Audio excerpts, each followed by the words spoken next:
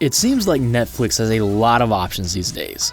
I mean a lot of options. It can be really hard to keep up with what's great and what should be skipped. It's got great stuff, like The Chilling Adventures of Sabrina, The Umbrella Academy, and Russian Doll. But it also has some really weak shows as well. Just looking at you, Iron Fist. We'll miss the other Marvel shows, but not you.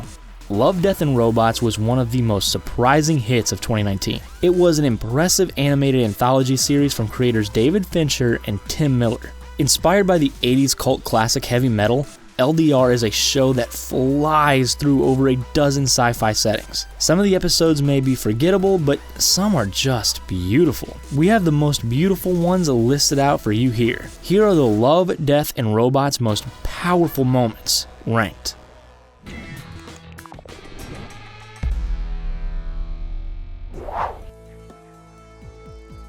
The first episode of the series was a real winner. It was a perfect way to get fans hooked on the show. Sonnie's Edge was basically a hardcore Pokemon. That is, if Pokemon was really gruesome. And it starred Lisbeth Salander from The Girl with the Dragon Tattoo. The whole episode, we're told that Sonnie has a special edge in her big monster fights. It's the big mystery that the entire episode hinges on. We're also told that she has a very traumatic past. She was very severely hurt in a pretty brutal altercation with some bad people. Her monster fight is pretty awesome. She ends up going more all out than her opponent and wins in pretty brutal fashion. Then she's approached for a potential romance. It seems as though things are going in a much lighter direction for half a second. Suddenly Sonnie is attacked and it seems as if things are all over for our hero. That's when she reveals her big secret. Her monster bursts from its cage and attacks. This shows that her mind hasn't been in the Sonnie body this whole time. She was actually the monster. This is a pretty awesome moment in the episode, but it's pretty sad when you stop to think about it. We're told that her attack was pretty traumatic, but that's not the half of it. Now she has to live her entire life in a monster body. Not only that, but she has to literally fight for her life every night. And she thought her life was rough before.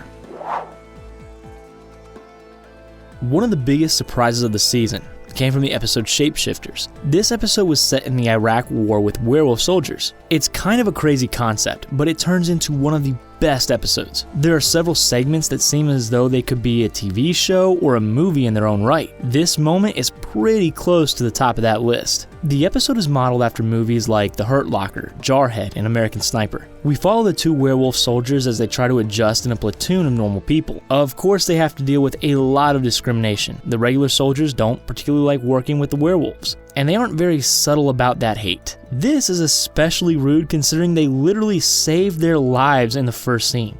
One of the werewolves even took a bullet. Not that that's a big deal for werewolves apparently. Things really heat up when one of the werewolves is discovered in a camp that's been destroyed. Apparently the insurgents have werewolf soldiers too, and they've attacked, leaving none alive, including the only other werewolf in the platoon. The other werewolf soldier vows revenge. In a scene very similar to The Hurt Locker, the soldier goes rogue. He covertly sneaks out of the camp and goes to battle the enemy werewolves in the desert. What follows is a pretty epic fight scene. Our hero is victorious, but there's no happy ending. He returns to camp to find that no one is happy to see him alive. He's taken out their biggest rivals in the war, but no one congratulates him. Instead, they just look at him in horror as he takes the other werewolf's body. He renounces his position and his country and walks out into the desert alone. This is really moving because it shows the discrimination that still exists for many in the armed forces. It's a side of warfare we don't always get to see. War films are often divided into good guys, our side, and bad guys, any other side. Sometimes we miss out on the nuances and conflicts that can exist among soldiers. It was really awesome that this show was able to highlight that, while also having epic werewolf fights. Talk about multitasking.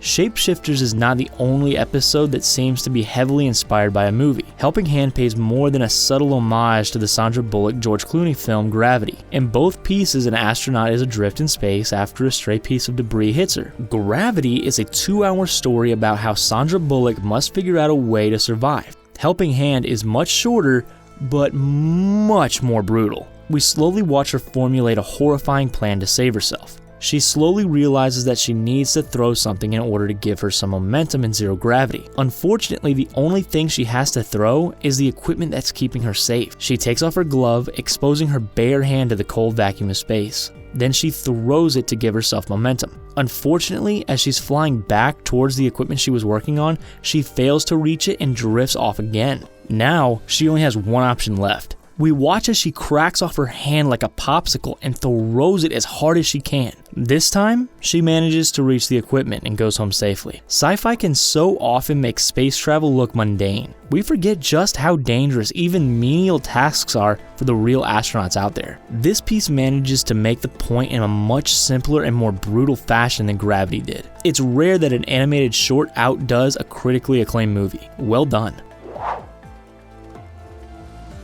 There's one episode this season that is much more surreal than any other, and I don't mean that figuratively. The episode Fish Night is obviously inspired by surrealist art. Pretty much any frame of this one could be frozen and painted into a beautiful painting. However, things get a little horrifying. Two salesmen get stranded in the desert. Then suddenly a horde of beautiful fish ghosts flood the sky, which happens all the time, right? Though usually people who see astral projections in the desert are at Coachella and are not exactly sober. One of these salesmen is pretty stoked about the skyfish and runs out to meet them. He figures out how to swim into the air, and for a second it looks like this will actually be a fun, sweet episode. Then the shark comes. Evidently, this salesman never saw Jaws because he is completely taken by surprise. The shark eats him in a very aggressive fashion while the other salesman watches. There's something hauntingly beautiful about this entire episode. The reason they see the fish at all is because the desert used to be covered in water. It's a strange way for the two men to experience the beauty and the devastation of an ancient time. It also seems to symbolize how modern society has destroyed the lives of salesmen like them. The two only get to experience true beauty for a few seconds before it's snatched away from them. Kind of like Arthur Miller's Death of a Salesman, only with more sky sharks. Most of the episodes this season were inspired by Western society and cyberpunk sci-fi. There's one episode that bucks this trend and bucks it hard. Good Hunting is a big style change from the rest of the show. It's based on Chinese art in the steampunk genre. It also has more fantasy elements than most of the strictly sci-fi episodes. In it, a young man is hunting a shapeshifter with his father. It seems as though that's what the episode's going to be about. Like most really great episodes of the show, it takes a pretty big right turn. The son connects with the daughter of the shapeshifter they were hunting. Then time passes and we see the world change. It turns into a steampunk alternate history story. The hunter's son and the shapeshifter's daughter remain friends as the world around them becomes a messed up sci-fi spectacle. Things don't go incredibly well for either of our protagonists though. One gets a brutal job making steampunk tech. The other has to turn to a much darker profession. Both drift apart into their respective lives, but luckily they meet up again. She tells him that she's lost her powers with magic faded from the world. She was also forcibly transformed into a cyborg. Then they work together to give her powers again through cybernetics. There's something especially beautiful about this. Most stories like this show how modernization destroys the old world. The world may have changed, but it allowed her to find her true self again once she embraced it. In many of the episodes of this show, technology is terrifying. This shows more of the beautiful possibilities that might exist in the future. One of the most visually stunning pieces this season was the third episode, The Witness. The episode starts in a particularly brutal fashion. Two people are struggling for an unknown reason, and one gets shot by a gun. A woman sees it from the apartment across the street and runs. The shooter sees her watching him and chases after her down the city street. The piece seems like a pretty straightforward chase story. Well, aside from the brief respite into the leather entertainment party, and I'd say more about it, but pretty much every detail of that scene, it's not safe for work. Things get real when the chase comes full circle back to the girl's apartment. The man chases her there and they get into a struggle. This is where the twist comes in. We see that this struggle is identical to the one in the first scene. Only this time, the man is the victim of the gunshot. Then she looks out of her window and sees an exact duplicate of him staring at her. And the chase begins again, but with both in the opposite place. Now she's chasing him with a gun. This has some pretty terrifying implications. Have the two been trapped in a time loop a la Groundhog Day? Are they in some sort of hell or purgatory? And how long have they been doing this? Pretty much any way it could go down is horrifying. In all the existential horror that goes on in this show, it's nice to have a leisurely break to be able to check in with some sci-fi farmers and their lovely families. If you only watch the first few minutes of Suits, you'll be happy. The rest of it gets real intense. The farmers are besieged by hordes of alien monsters. The entire community has to evacuate into a disaster shelter. Meanwhile, 3 farmers get into some pretty cool robot battlesuits to hold off the aliens. An epic battle goes on from there. Unfortunately, one of our farmer friends loses his life. It's worth it though, because the rest of them save the day. Happy ending, right? Maybe not. The final shot of the episode shows the various farms inside their force field domes. The entire planet is covered with a half a dozen of them. The only problem is that planet is not Earth. That means that the farmers weren't facing down an invasion, they were the invasion. They'd evidently set up shop on a planet and the aliens were just trying to defend themselves. It's a pretty great twist on the alien invasion story. Humans colonizing the cosmos is usually presented as a positive thing. It's rare that we see a bunch of blue-collar folks slowly taking over another species' world. At least the farmers have got nice families though. That's something, right? Most episodes of the show have some really excellent cartoonish renderings. There's one episode that is pretty much a photorealistic military drama though. If you watched Lucky 13 on a grainy TV, you might not be able to tell the difference between it and real life. In the episode Orange is the New Blacks, Samaria Wiley is an expert space pilot. Think more Halo sci-fi than Star Wars sci-fi. She gets stuck with the platoon's worst ship, Lucky 13. The ship is thought to be cursed. Only Wiley's character forms a bond with the ship and it seems to be mutual. The episode toys with the concept that the ship might be sentient, though it never confirms this. Under her command, the ship actually becomes the luckiest ship in the squad. It's known for being one of the only ones to make it out of some tough skirmishes. Even the other soldiers bond with the seemingly lifeless spacecraft. Then one day, its luck runs out. 13 gets gunned down, and the crew has to make a break for it. Wiley tries to stay with her ship, but there's no getting out. She rigs it to blow and gets away. Only the ship doesn't explode. Not until the enemy is all around it. Then it finally explodes, taking out the opposition. The show isn't clear on whether this was a coincidence or if the show made a willful sacrifice. Either way, it's hard to deny how tragic the scene is. In an episode under 30 minutes, it can be really hard to connect the audience to even a human character. To make the audience feel for an inanimate spaceship is really impressive. In fact, the destruction of 13 may be the most poignant end of any character on the show. It's one of the most impressive narrative feats of the entire season. Rest in peace, 13. You were a good ship. Beyond the Aquila Rift is one of the most impressive episodes from the go. For starters, it has beautifully rendered animation. It also has a pretty awesome sci-fi hook.